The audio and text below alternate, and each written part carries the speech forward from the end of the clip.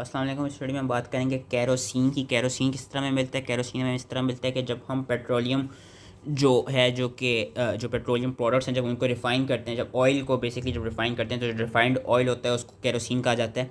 और जब ऑयल की प्योरीफिकेशन करते हैं तो हमको डिफरेंट कंपाउंड्स भी मिलते हैं। और डिफरेंट कंपाउंड्स को हमने डिफरेंट तरह से सब क्लासीफाई किया है। फॉर एग्जांपल दो सब्सटेंसेस जिनका बॉइलिंग पॉइंट केरोसिन से लो हो और जो कि केरोसिन से लाइटर हों, उनमें हमारे पास एग्जांपल्स आ जाती है gasoline, ether, pentane, hexane, octane, petrol, naphtha और बेंजीन की वेरियस दोस्त कंपाउंड्स जो कि केरोसिन से हैवियर हो, जिनका बॉइलिंग पॉइंट भी केरोसिन से ज़्यादा हो, उनमें हमारे पास एग्जांपल आ जाती है लुब्रिकेटिंग ऑयल्स, वैसलीन और पैराफिन की।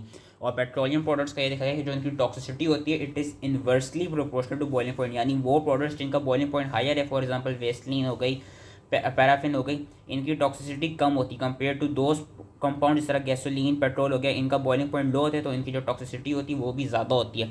ये जो आपका केरोसिन है और जो भी पेट्रोलियम प्रोडक्ट्स है, दे आर योर इरिटेंट्स। ये फैट को डिजोल्व करते हैं एंड सेंट्रल नर्वस सिस्टम को भी डिप्रेस करते हैं। और इनके जो मोड ऑफ ट्रांसमिशन है वो different can either be injection और इनहेलेशन।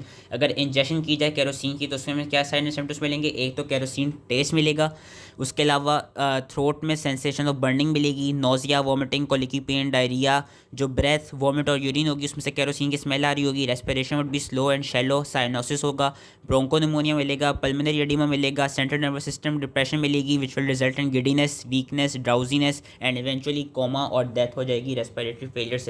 और अगर तो हमने इनहेल किया हो तो इनहेल की केस में हमको headache, vertigo, nausea, vomiting, lung complications which will be followed by intense excitement, hallucinations, convulsions और फिर इवेंचुअली उसमें भी यही cyanosis, unconsciousness, coma and death हो जाएगी।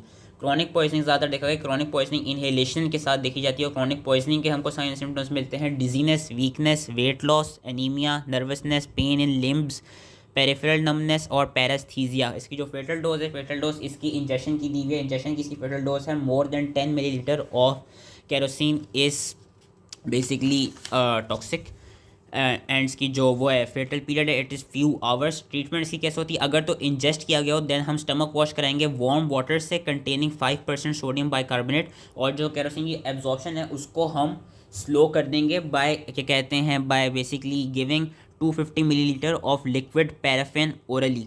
अगर तो इनहेल किया गया हो तो इनहेल के केस में क्या करेंगे कि एक तो ओपन एयर में रिमूव करवाएंगे पेशेंट को और उसके अलावा आर्टिफिशियल रेस्पिरेशन करा देंगे और बाकी जो ट्रीटमेंट होगी वो सिम्टोमेटिक होगी। पोस्टमार्टम अपीयरेंसेस हमें क्या मिलती हैं। एक तो हमको एक्यूट गैस्ट्रोएंटराइटिस मिलता है और केरोसिन ओडर मिलती है स्टमक और लंग्स के कंटेंट में। उसके अलावा pulmonary oedema, ब्रोंकोनिमोनिया।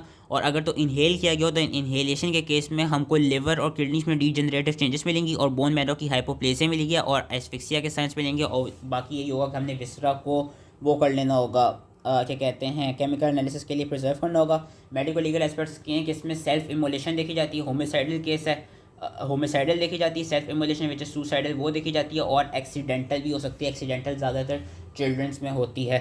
So that was it. I hope easily समझ में आ गया हो एंड थैंक यू।